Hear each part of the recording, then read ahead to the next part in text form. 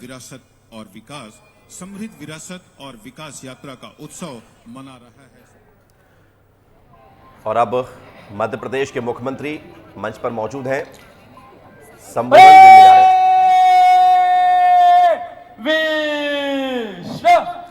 माननीय मुख्यमंत्री महोदय जी से अनुरोध अपना संदेश हम सब के लिए उद्बोधित करें।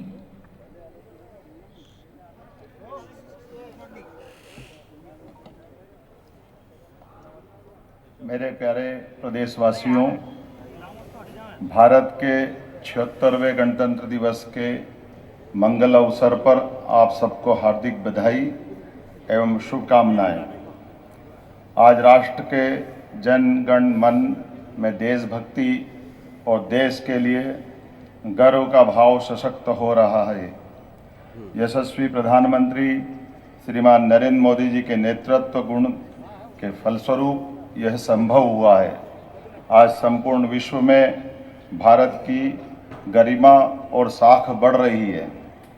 गणतंत्र दिवस की वर्षगांठ पर राष्ट्र की स्वतंत्रता के लिए शहीद राष्ट्रभक्तों और ज्ञात अज्ञात सेनानियों के चरणों में विनम्र श्रद्धांजलि।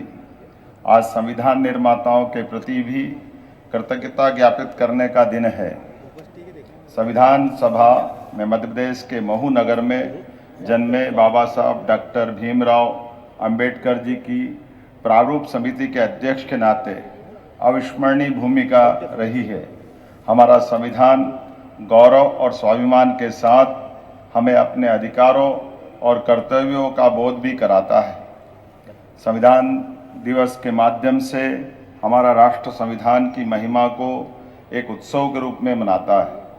गणतंत्र दिवस की वर्षगांठ पर यह बताते हुए प्रसन्नता है कि एक वर्ष में प्रदेश के चहुमुखी विकास के साथ प्रदेश की जनता के हित में जन सहयोग से जो कार्य हुए हैं, उनसे मध्य प्रदेश विकसित राज्य के रूप में पहचान बना रहा है।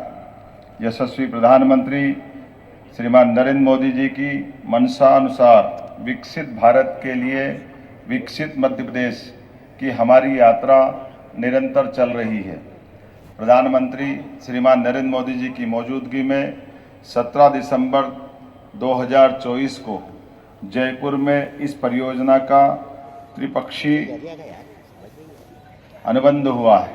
परियोजना के माध्यम से कुल 6,73,000 हेक्टेयर क्षेत्र सिंचित होगा। प्रदेश की भीतर भी नदी जोड़ो अभियान को क्रियान्वित करने की दिशा में उल्लेखनीय काम प्रारंभ हुए हैं।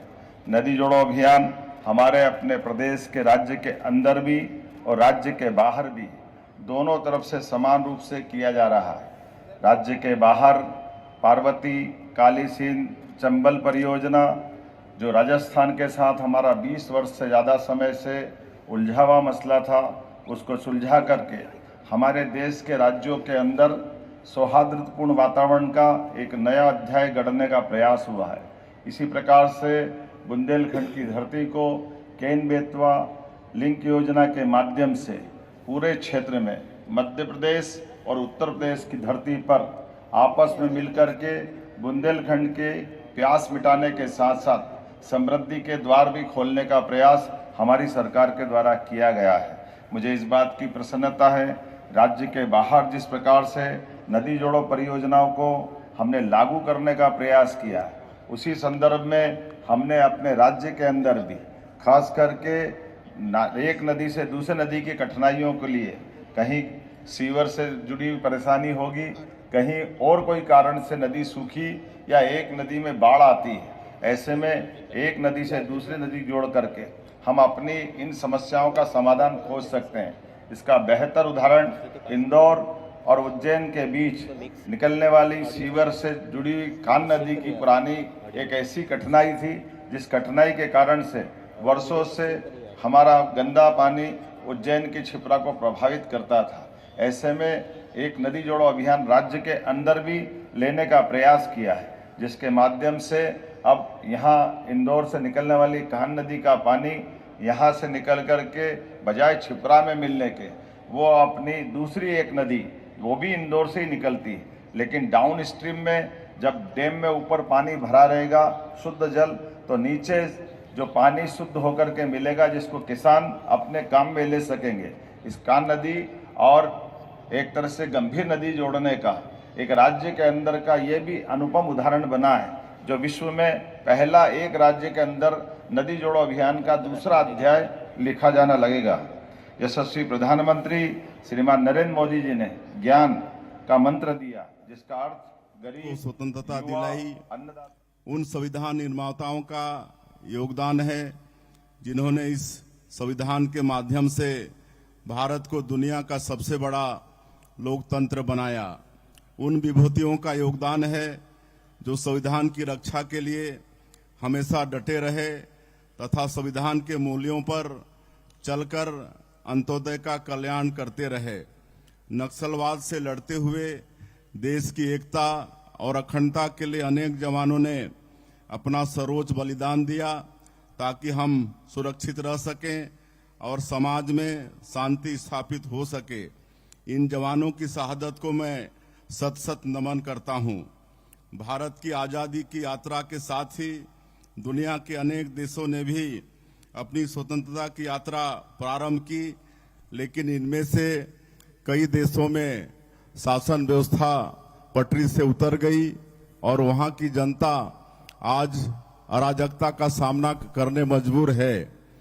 गणतांत्रिक परंपराओं की अपनी ऐतिहासिक जड़ों और अपने श्रेष्ठ संविधान को के बूते लोकतांत्रिक राष्ट्र के रूप में भारत अविचल खड़ा ही नहीं है, अपितु निरंतर तरक्की के नए शिखरों को छू रहा है। भारत का संविधान एक पवित्र दस्तावेज है। यह वसुधैव कुटुंबकम की भावना से प्रेरित है। इसे एक ऐसे राष्ट्र के नागरिकों ने तैयार किया है जिनकी भावनाओं के मूल में विश्व बंधुत्व और मानव कल्याण की सोच है। हमारी आज़ादी की लड़ाई की सोच हमारे संविधान में पूरी तरह से झलकती है। बाबा साहेब डॉक्टर भीमराव अंबेडकर के नेतृत्व में जब हमारे छत्तीसगढ़ से संविधान निर्मात्री समिति के सदस्य संविधान तैयार कर रहे थे, तब निश्चय ही उनके सामने बाबा गुरु घासीदास जी के समतामूलक संदेश, शहीद वी नारायण सिंह जी के संघर्ष की गाथा और पंडित सुंदरलाल शर्मा जी का छुआछूत विरोधी संघर्ष जैसे आदर्श रहे होंगे।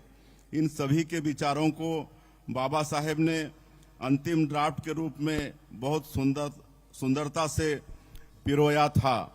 इस गणतंत्र की धरोहर को सुरक्षित रखने और सहेजने संवारने की जिम्मेदारी हमारी और भावी पीढ़ी के हाथों में है। हमारा गणतंत्र हमें सत्यमेव जयते की सीख देता है। मुंडकोपनिषद का यह सूत्र वाक्य हमें बताता है कि अंधेरा कितना भी घना क्यों न हो, हमें उम्मीद नहीं छोड़नी चाहिए। अंततः विजय सत्य की ही होती है। हमारे गणतंत्र की इस भावना की विजय हमने गंभीर नक्सलग्रस्त इलाकों में देखी है। इन इलाकों में माओवाद ने अपनी हिंसक विचारधारा से न केवल आम आदमी के जीवन को नरक बना दिया था, अपितु भारत के गणतंत्र को चुनौती देने के लिए गणतंत्र खड़े करने की योजना बनाकर काम कर रहे थे। हमारे सुरक्षा बलों का इनसे लगातार संघर्ष चल रहा है। यशस्वी प्रधानमंत्री श्री नरेंद्र मोदी जी के नेतृत्व में नई रणनीति बनाकर हमने माओवाद के कैंसर को नष्ट करने का काम किया है। इस कैंसर को नष्ट करने के लिए जरूरी था कि इसकी जड़ों पर प्रहार किया जाए। हमारे जवानों ने माओवादियों के सबसे सुरक्षित पनाहगाहों में हमला किया। इसके नतीजे बहुत अच्छे रहे। 1 साल के भीतर ही हमने माओवादी काम इतने व्यवस्थित तरीके से हुआ कि छत्तीसगढ़ में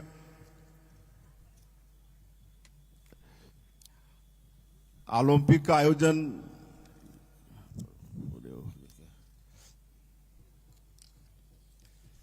माओवादियों के डर के 260 से अधिक आतंकवादियों को मार गिराया। अंधेरी सुरंग खुल गई, जो रोशनी फूटी है उससे बस्तर में विकास का उजाला फैला है। जब केंद्रीय गृह मंत्री श्री अमित शाह जी पिछले महीने छत्तीसगढ़ आए तो बस्तर की इसी धरती में ग्राम गुंडम की एक बुजुर्ग माँ उनके पास आई। माताजी ने उन्हें वनोपजों की टोकरी भेंट की और कहा कि माओवाद को पूरी तरह से नष्ट कर दीजिए। जब सरकार का इरादा, जवानों का हौसला और जनता का संकल्प मिल जाता है तो कोई भी हिंसक विचारधारा नहीं टिक सकती। बस्तर में माओवाद अब अंतिम सांसें गिन रहा है। शीघ्र ही बस्तर पूरी तरह से नक्सल आतंक से मुक्त हो जाएगा। आतंक से मुक्ति के साथ ही बस्तर में नक्सल प्रभावित रहे क्षेत्रों में विकास की राह खुल गई है। इसका माध्यम हमारी सरकार द्वारा चलाई जा रही नियत नेलानार योजना बनी है। अधिक गायों की एक सक्षम, आधुनिक, आत्मनिर्भर गौशाला का प्रारंभ हम करा चुके हैं। धीरे धीरे करके हमारे राज्य के बड़े नगर निगमों में इंदौर, भोपाल, उज्जैन, जबलपुर इत्यादि स्थानों पर भी इसी प्रकार की गौशालाएं बनाने का निर्णय हमारी सरकार के द्वारा करवाया गया है। मुझे इस बात की प्रसन्नता है, पशुपालकों और किसानों को गोपालन प्रोत्साहन देने के लिए 10 गाय से ज़्यादा पालने पर सरकार अनुदान देने का विचार कर रही है। पंजीकृत गौशालाओं में भी प्रति गोवंश मिलने वाली 20 रुपये आहार राशि बढ़ाकर 40 रुपये करने का हमारी सरकार के द्वारा निर्णय किया गया है। इसी प्रकार से मछुआरों बंधुओं को मत्स्य पालन के लिए भी अलग अलग प्रकार की कई सुविधा देने का निर्णय भी हमारी सरकार के द्वारा किया गया है। नारी सशक्तिकरण मिशन का लक्ष्य महिलाओं को आत्मनिर्भर बनाने के साथ उन्हें आर्थिक, सामाजिक, शैक्षणिक रूप से सशक्त बनाना है। मिशन के माध्यम से महिलाओं और बालिकाओं की शिक्षा, स्वास्थ्य, पोषण, आर्थिक विकास के साथ ही उनकी सुरक्षा एवं उन तक विभिन्न सरकारी सेवाओं की पहुंच सुनिश्चित करना है। मध्य प्रदेश सरकार ने शासकीय सेवाओं में महिलाओं को 35% आरक्षण देने का निर्णय किया है। प्रधानमंत्री मातृ वंदना योजना के क्रियान्वयन में भी प्रदेश राष्ट्रीय स्तर पर अग्रगण्य राज्य में शामिल हुआ है। योजना के प्रारंभ से अब तक 42 लाख महिलाओं को लाभान्वित किया है। जननी सुरक्षा योजना में वित्त वर्ष 2024 तक लगभग 6 लाख हितग्राहियों को 79 करोड़ रुपए की राशि का भुगतान किया गया है। लाडली बहना योजना में 1.25 लाख करोड़ से अधिक पात्र बहनों को योजना का लाभ अब तक दिलवाकर लगभग 30,765 करोड़ से अधिक की राशि का अंतरण किया गया है। 21 क्विंटल प्रति एकड़ में धान खरीदा। किसानों से किए गए वायदे के अनुरूप हमने 13 लाख किसानों को 2 साल का बकाया बोनस भी दिया। इन सबके चलते पिछले सत्र में हमने किसान भाइयों के खाते में 49,000 करोड़ रुपए अंतरित किए। लगभग 2.5 माह से राज्य में तेजी से धान खरीदी चल रही है।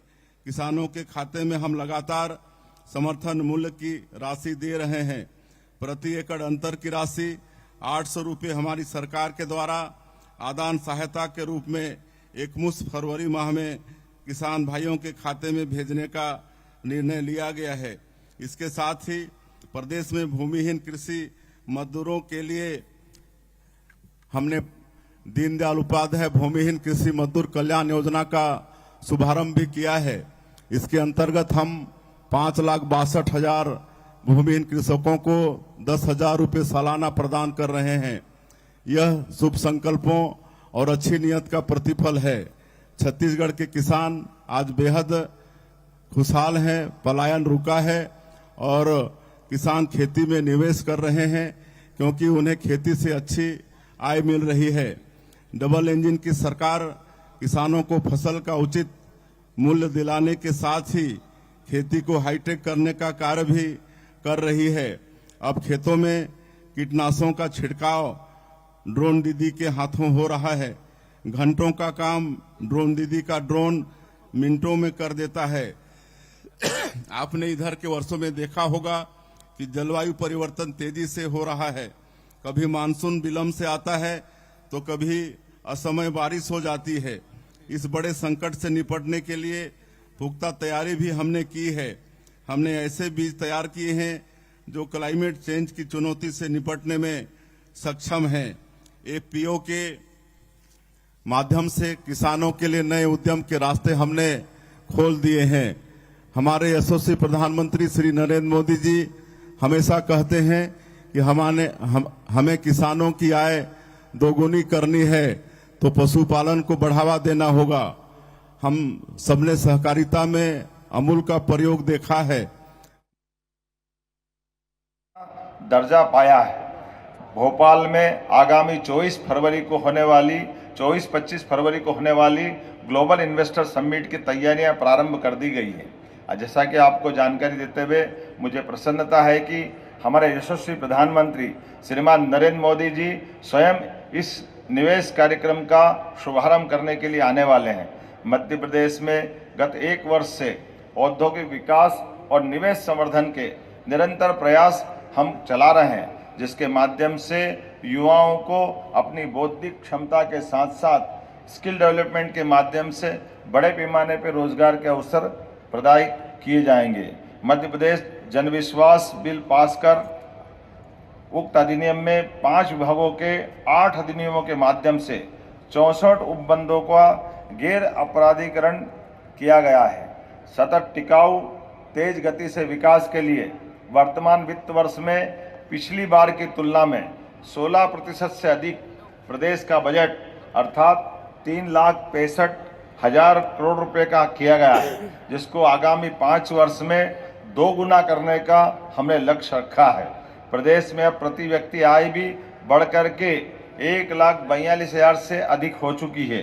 ई पंजीयन, ई स्टाम्पिंग के माध्यम से संपत्ति की रजिस्ट्रेशन करने का नया अभियान प्रारंभ किया है, जिसके माध्यम से 2024 में राजस्व महाअभियान के माध्यम से लगभग 30 लाख, द्वितीय चरण में लगभग 50 लाख राजस्व प्रकरणों का भी निराकरण किया गया है। यशस्वी प्रधानमंत्री श्रीमान नरेंद्र मोदी जी ने मध्य प्रदेश में स्वामित्व योजना में 88% कार्य पूरा होने की सराहना की है। हाल ही में प्रधानमंत्री जी ने इस योजना में मध्य प्रदेश के 15,63,000 से अधिक हितग्राहियों को ई संपत्ति कार्ड वितरित किए हैं। मुझे इस बात की प्रसन्नता है कि आज आधुनिक और बेहतर शिक्षा के लिए हमने हर क्षेत्र में पीएम श्री एक्सीलेंस कॉलेज के आधार पर युवाओं को अपने सभी प्रकार की शिक्षा अपने जिले में मिले, ये अभियान हमने प्रारंभ किया है। मध्य प्रदेश में परंपरागत तकनीकी व्यावसायिक पाठ्यक्रम आधारित विश्वविद्यालयों का उनके कार्यक्षेत्र के अलावा भी बनाती हैं। इतने बेहतर वातावरण में यदि निवेश के इच्छुक उद्यमों को अनुदान सहित अनेक सुविधाएं मिले तो उनके लिए यह सोने पर सुहागा है। हमारी नई उद्योग नीति ने यही कार्य किया है। ईज ऑफ डूइंग बिजनेस अंतर्गत जरूरी सुधार किए गए हैं। सिंगल विंडो 2.0 से एनओसी की दिक्कत बिल्कुल दूर हो गई है। हमारा फोकस यह है कि स्थानीय लोगों को अधिकतम संख्या में रोजगार मिल सके। 1,000 से अधिक स्थानीय लोगों को रोजगार देने वाले उद्यमों के लिए हम विशेष अनुदान दे रहे हैं। नई औद्योगिक नीति में हमने इस बात का पूरा ख्याल रखा है कि ऐसे उद्योगों को प्रोत्साहन दें जिनके लिए छत्तीसगढ़ की विशेषताओं के अनुरूप आगे बढ़ने की भरपूर संभावनाएं हों। क्लाइमेट चेंज की चुनौतियों से निपटने के लिए मोदी जी ने वर्ष 2070 तक शून्य कार्बन उत्सर्जन का लक्ष्य रखा है। इससे कार्बन उत्सर्जन कम करने वाली टेक्नोलॉजी अर्थात ग्रीन उद्यमों के लिए बड़ी संभावनाएं बनी हैं। नई उद्योग नीति में हमने इसके लिए निवेश प्रोत्साहन पैकेज रखा है। छत्तीसगढ़ में उद्यमी अब ग्रीन स्टील की ओर फोकस कर रहे हैं। नई उद्योग नीति से इसके लिए बेहतर वातावरण बन रहा है। इस बात का अनुमान है कि अगले 5 वर्षों में प्रदेश में 2.5 लाख करोड़ रुपए का निवेश होगा और इसके चलते 5 लाख नए रोजगार सृजित होंगे। हम अटल नगर नया रायपुर को आईटी हब के रूप में तैयार कर रहे हैं और तेजी से आईटी कंपनियां यहां निवेश के लिए सामने आ रही हैं। यहाँ पर हम 14 एकड़ में AI डाटा सेंटर भी बना रहे हैं। इससे बड़ी संख्या में लोगों को रोजगार मिल सकेगा। राज्य के युवाओं को वित्तीय बाजारों के लिए प्रशिक्षित करने और इसके माध्यम से रोजगार के अवसर बढ़ाने शासन द्वारा नेशनल स्टॉक एक्सचेंज के साथ छात्र स्किलिंग प्रोग्राम के लिए MOU करने का निर्णय लिया गया है। यह प्रशिक्षण हाई स्कूल, हायर सेकेंडरी और कॉलेज के विद्यार्थियों के लिए संचालित किया जाएगा। नई उद्योग नीति में हमने छत्तीसगढ़ की पर्यटन संभावनाओं का भी पूरा ध्यान रखा है। हमारे यहाँ एशिया का नियाग्रा कहा जाने वाला चित्रकूट जलप्रपात है। कांगेर घाटी में कोटोंसर जैसी विलक्षण गुफाएं हैं। यहाँ धूड़मारास को संयुक्त राष्ट्र पर्यटन लोक परिवहन के प्रबंधन सरकार के माध्यम से कराते हुए सुदूर ग्रामीण से ग्रामीण, छोटे से छोटे स्थान तक भी इस परिवहन की व्यवस्था को सुचारू रूप से संचालित करते हुए आधुनिक व्यवस्थाओं के माध्यम से बड़े महानगरों को आधुनिक परिवहन की व्यवस्था के साथ साथ हम ग्रामीण लोक परिवहन के साधनों का भी उपयोग कराने जा रहे हैं। साथ ही साथ मेट्रो ट्रेन का मामला हो या इंदौर मनमाड़ रेलवे लाइन का मामला हो, भारत सरकार ने भी अद्वितीय रूप से मध्य प्रदेश का ध्यान रखते हुए हमारे लिए विकास के नए दरवाजे खोलने का काम किया है। भारत सरकार ने प्रदेश में राष्ट्रीय राजमार्ग परियोजनाओं की दृष्टि से भी 3,500 करोड़ की राशि स्वीकृत की है।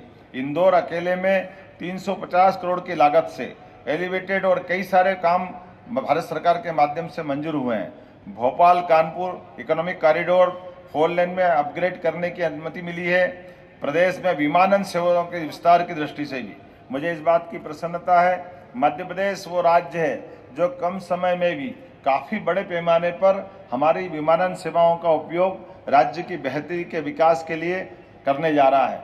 रीवा एयरपोर्ट के संचालन के साथ हमारा राज्य एक साथ 6 एयरपोर्ट संचालित करने वाला 24 घंटे जहां हमारी विमान सेवा मिले, ऐसे बड़े राज्य में अब शुमार हुआ है। लेकिन इसके साथ साथ और भी कई स्थानों पर एक साथ हवाई पट्टी, छोटे छोटे ब्लॉक में हेलीपैड हमारी योजना का हिस्सा है, जिसके माध्यम से वर्तमान के दौर में हम सभी प्रकार के परिवहन की व्यवस्थाओं का उपयोग राज्य की बेहतरी के लिए करने की तरफ आगे बढ़े हैं।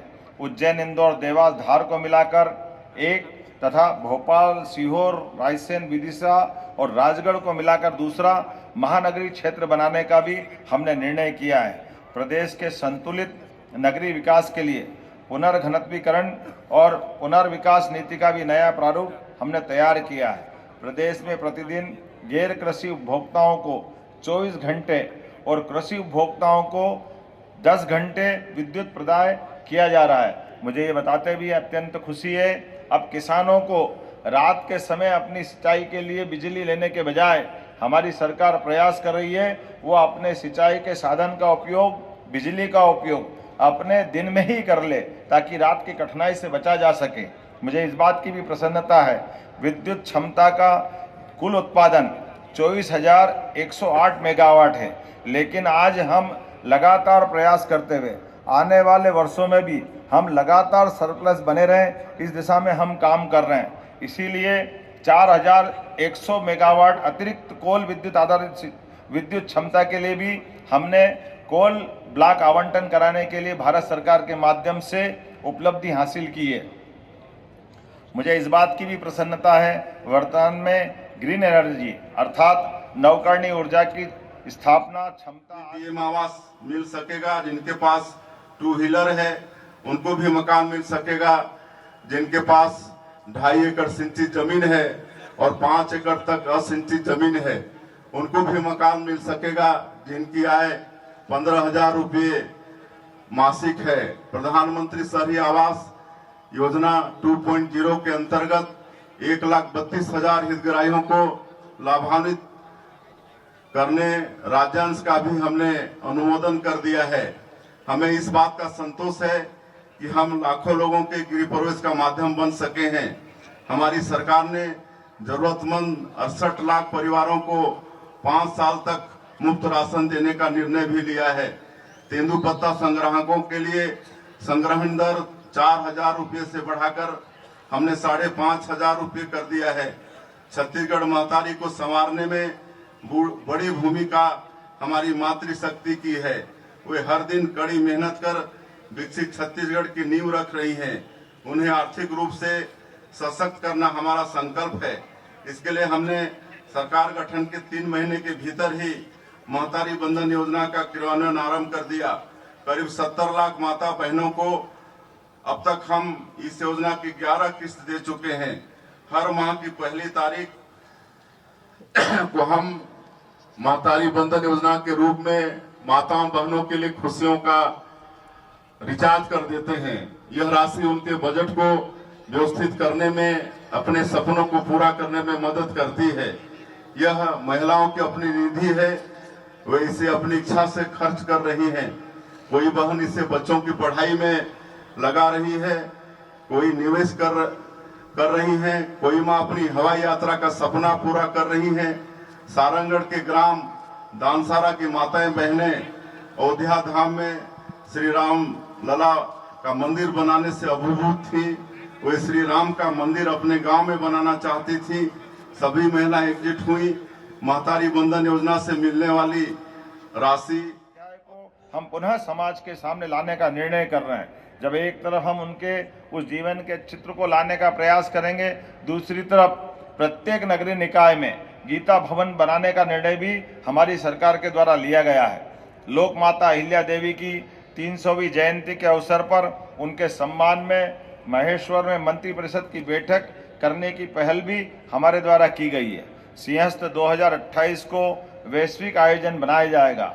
शिप्रा का जल निर्मल और प्रवाहमान बना रहे, इसीलिए भी हम इस पे काम कर रहे हैं। मध्य प्रदेश के पर्यटन को नित्य नए आयाम मिल रहे हैं। इंदौर, ग्वालियर, जबलपुर, भोपाल, रीवा, सिंगरौली ऐसे कई स्थानों पर राज्य के अंदर भी हमने पीएम श्री पर्यटन वायु सेवा भी प्रारंभ की है। प्रदेश में टाइगर रिजर्व की संख्या भी लगातार हम बढ़ाने का प्रयास कर रहे हैं। मध्य प्रदेश टाइगर और लेपर्ड स्टेट के नाते साथ अब चीता स्टेट भी बन गया है। भोपाल का रातापानी प्रदेश का 8वां टाइगर रिजर्व बना है। मुझे इस बात की भी प्रसन्नता है, एक तरफ हम जनहितैषी योजनाओं को लागू कर रहे हैं, उसी प्रकार प्रशासनिक दक्षता की दृष्टि से भी हम जिला, विकास खंड, तहसीलों और अनुविभागों के पुनर्गठन के उद्देश्य से प्रशासनिक पुनर्गठन आयोग का गठन भी करते हुए इस दिशा में काम कर रहे हैं। नागरिकों को मद्य निषेध के लिए जागरूक किया जा रहा है। यह कार्य समाज और सरकार दोनों के स्तर होने पर ही सफलता मिल सकती है। राज्य सरकार ने इस क्रम में प्रदेश के धार्मिक नगरों में शराबबंदी का निर्णय किया है। मुझे इस बात की प्रसन्नता है, इस संबंध में साधु संत, सामाजिक संगठन सभी लोगों के दिए गए सुझाव पर हमने ये कदम उठाया है। मां नर्मदा के तट के दोनों किनारों पर शराबबंदी पूर्ववत लागू रहेगी। इस ऑफिस सिस्टम प्रशासनिक प्रबंधन को पेपरलेस बनाने की दिशा में भी हमने महत्वपूर्ण कदम उठाए हैं। कानून व्यवस्था की मजबूत स्थिति के लिए राज्य सरकार सजग और सक्रिय है। डिजिटल अरेस्ट जैसे नए अपराधों को रोकने के लिए जन जागृति अभियान भी चलाया जा रहा है। साइबर डेस्क के माध्यम से साइबर अपराधों के विरुद्ध कदम उठाए जा रहे हैं। राज्य को वर्ष 2026 तक नक्सल मुक्त बनाने की रणनीति पर भी कार्य किया जा रहा है। औपनिवेशिक मानसिकता के स्थान पर लोकतांत्रिक व्यवस्थाओं के सुदृढ़ीकरण और जनता को राहत देने के लिए लागू किए गए 3 नए आपराधिक कानूनों के भी प्रभावी क्रियान्वयन में मध्य प्रदेश अग्रणी है। मुझे इस बात की प्रसन्नता भी है, हमारी सरकार ने तय किया है आने वाले 1 से 1.5 साल के अंदर हम अपने किसी भी जेल से किसी भी बंदी को कोर्ट में हाजिर करने के लिए लगने वाले समय में और पुलिस बल में, बाकी व्यवस्था में न केवल बदलाव लाते हुए सारे अपराधियों के समूचे प्रकरण के कोर्ट में चलने वाले मुकदमे की कार्रवाई न केवल जेल से ही प्रारंभ कराएंगे, बल्कि इससे जुड़े हुए बाकी पक्ष भी, जैसे चिकित्सक और बाकी लोग भी हॉस्पिटल से ही अपने डिजिटल वर्चुअल रूप से अपनी गवाही दे करके हॉस्पिटल में डॉक्टर रहेगा, बंदी जेल में रहेगा, न्यायालय अपने स्थान से चलता रहेगा। आधुनिक तकनीक के बलबूते पर हमने प्रदेश के अंदर इस व्यवस्था को लागू करने का निर्णय हमारे द्वारा किया गया है। इसी सिलसिले में हम 141 एकड़ भूमि पर फार्मास्यूटिकल पार्क भी स्थापित कर रहे हैं। इससे अटल नगर नवा रायपुर मध्य भारत का फार्मास्यूटिकल का हब के रूप में उभरेगा। बिलासपुर में 200 करोड़ रुपए की लागत से सिम्स के विस्तार का कार्य शुरू कर दिया गया है। राजधानी रायपुर के अंबेडकर हॉस्पिटल में भी 700 बिस्तर अस्पताल के विस्तार के लिए हमने 231 करोड़ रुपए का टेंडर जारी कर दिया है। इसके पूरे होने के साथ ही अंबेडकर हॉस्पिटल में 2000 बेड की सुविधा हो जाएगी। प्रदेश में मेडिकल शिक्षा को विकसित करने के लिए 4 नए मेडिकल कॉलेज जांजगीर चांपा, कबीरधाम, मनेन्द्रगढ़ और गीदम में भवनों के लिए 1020 करोड़ रुपए का प्रावधान किया गया है। आपको याद होगा कि पहले पीएमटी की परीक्षाओं में एक पेपर अंग्रेजी का होता था। हमारे ग्रामीण पृष्ठभूमि और हिंदी माध्यम के अनेक प्रतिभाशाली परीक्षार्थी कई बार इस वजह से भी पीएमटी क्लियर नहीं कर पाते थे। बाद में इसे हटा दिया गया, लेकिन आगे मेडिकल की पढ़ाई में अंग्रेजी की समस्या कायम रही। हमने मेडिकल छात्र छात्राओं को हिंदी माध्यम से एमबीबीएस की पढ़ाई की सुविधा दी है। इससे ग्रामीण क्षेत्रों के प्रतिभाशाली छात्र छात्राओं की राह में अब कोई रुकावट शेष नहीं रही। हमारा प्रदेश इस वर्ष अपनी स्थापना की रजत जयंती मना रहा है। संयोग से यह वर्ष छत्तीसगढ़ राज्य के निर्माता पूर्व प्रधानमंत्री भारत रत्न स्वर्गीय श्री अटल बिहारी वाजपेयी जी का जन्म शताब्दी वर्ष भी है। इस अवसर को हम अटल निर्माण वर्ष के रूप में मना रहे हैं।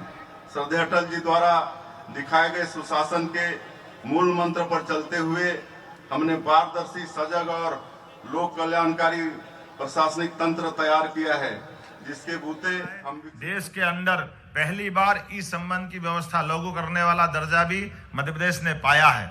नए कानूनों की, खास करके उनमें जनता की भागीदारी, अधिकारों को देने का हमारा उपक्रम, ये लगातार हम जनता के बीच मध्य प्रदेश के नए कानूनों को लागू करने के लिए 100% क्रियान्वयन करने के लिए प्रतिबद्ध हैं। जन कल्याण हमारे लिए सर्वोपरि है।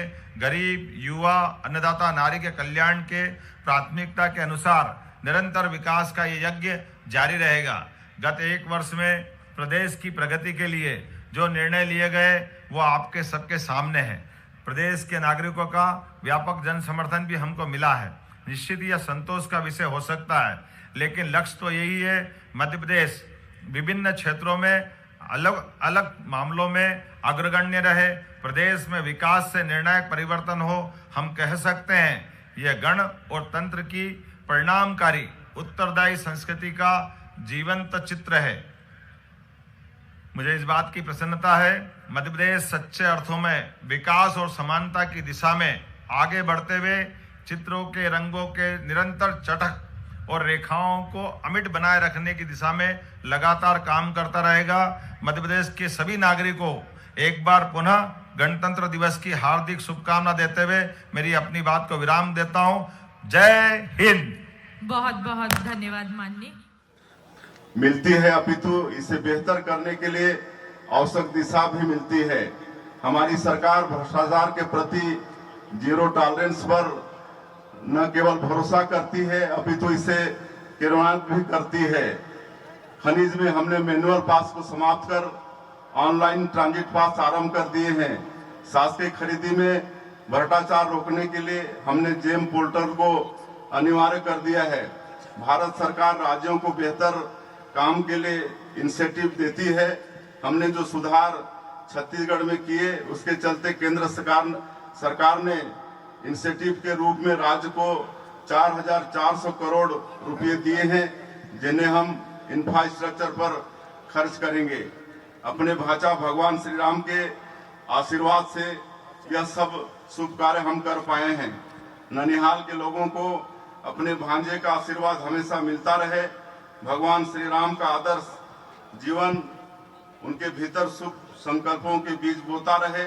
इसके लिए हमने पुण्य अयोध्या धाम के दर्शन के लिए श्री राम लला अयोध्या धाम दर्शन योजना आरंभ की है। अब तक 20,000 से अधिक श्रद्धालु इस योजना के माध्यम से श्री राम लला के दर्शन कर चुके हैं। हमारे प्रदेश की सांस्कृतिक संपदा समृद्ध है। जनजातीय संस्कृति की थाती संभालने वाले हमारे बैगा, गुनिया, सिरहा को हम लोग हर साल 5-5 हजार रुपए की सम्मान निधि दे रहे हैं। जनजातीय गांव में अखड़ा निर्माण विकास योजना हमने आरंभ की है। स्वतंत्रता संग्राम में हिस्सा लेने वाले हमारे जनजातीय सेनानियों और शहीदों की प्रतिमाएं उनके गांवों में लगाने का निर्णय लिया है। राजिम कुंभ का सुंदर आयोजन हमने पुनः आरंभ कराया है। देश भर से साधु संतों का समागम राजिम के त्रिवेणी संगम पर हो रहा है। प्रयागराज में 144 वर्षों बाद महाकुंभ का सुखद संयोग बना है। इस अवसर पर आयोजित कार्यक्रम में छत्तीसगढ़ के श्रद्धालुओं को सुविधा देने हमने 4.5 एकड़ में छत्तीसगढ़ पैवेलियन तैयार किया है। यहाँ प्रदेश के श्रद्धालुओं के ठहरने और खाने पीने की सुविधा हमने उपलब्ध कराई है। गांधी जी कहते थे कि भविष्य इस बात पर निर्भर करता है कि हम वर्तमान में क्या करते हैं। मुझे इस बात की खुशी है कि इस वर्ष जब हम छत्तीसगढ़ की स्थापना का रजत जयंती वर्ष मना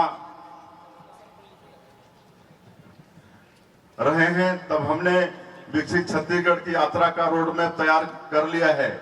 वर्ष 2047 में जब आजादी के 100 वर्ष पूरे हो जाएंगे, तब विकसित भारत के साथ ही विकसित छत्तीसगढ़ का भव्य स्वरूप हम सभी के सामने होगा। इस उद्देश्य को प्राप्त करने के लिए हमने विजन डॉक्यूमेंट भी तैयार किया है। हमारी सरकार ऐसी सरकार है जिसने 1 साल पूरे होने पर प्रदेश की जनता के समक्ष अपने 1 साल का रिपोर्ट कार्ड प्रस्तुत किया है। हमारे पास शुभ संकल्प है, सच्चाई है, ईमानदारी है और पुरखों की परंपरा से आई शक्ति है। हम आप सभी के सहयोग से आगे बढ़ेंगे और हर बाधा को पार कर एक उज्जवल, सशक्त, विकसित छत्तीसगढ़ के अपने सपने को मूर्त रूप देंगे। अथर्ववेद का मंत्र है, कीर्तम में दक्षिणे हस्ते जयो में सब आहिता। कार्य का शुभ संकल्प मन में हो तो सफलता जरूर मिलती है। गणतंत्र पर्व की आप सभी को पुनः बहुत बहुत शुभकामनाएं। जय भारत, जय छत्तीसगढ़।